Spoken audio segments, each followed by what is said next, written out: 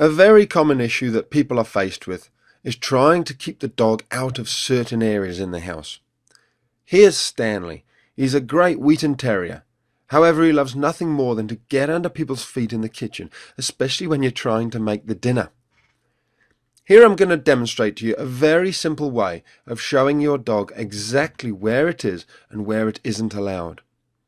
To Stanley's owners, it seems like either he doesn't know exactly where he's allowed or he doesn't care. I'd suggest it actually is a little bit of both. So if this is the line where you don't want the dog to go into the kitchen, the dog can't really see exactly where it is. We have it in our own minds as to where we think it is. But to make it really clear to the dog, all we're going to do is put down some sticky tape.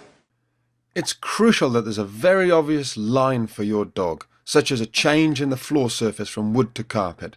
If there isn't, you need to make a clear dividing line using tape. Don't worry, it doesn't have to be forever. All we're going to do is kind of encourage him to come in.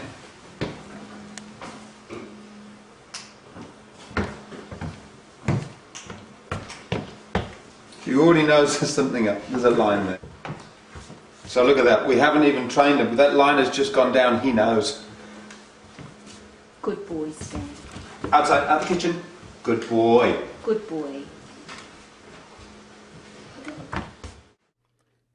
Here I'm demonstrating how clear the message is to Stanley. I'm dropping some food on the floor and he still doesn't come in. So we haven't really, you've been training him a little bit to keep him out of the kitchen, but you can see the power of that white line. He almost has instantaneously realised that is the line. It's now very clear.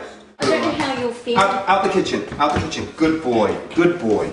Okay, so out of the kitchen when he backs off, praise him. When he's out the kitchen, we praise him. Now what we don't want to do is get him to think that every time he comes in here, if we chase him out, he gets a treat. We want him off the line. So we're actually going to say, out the kitchen, good boy. We don't want him in the kitchen at all. And he's not allowed to touch that line with his foot. Because what dogs love to do is just edge further and further and further into the kitchen. That has said to him, you don't even stand on the line. Okay. And he's saying, look, oh. And you can see you can use any sort of energy to drive him out. Even just stamping your feet a little bit, moving towards him.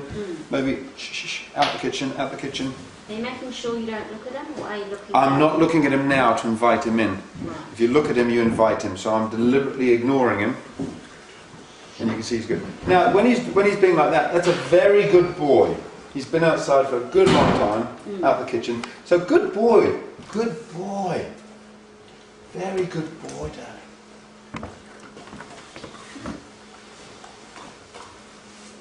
Further.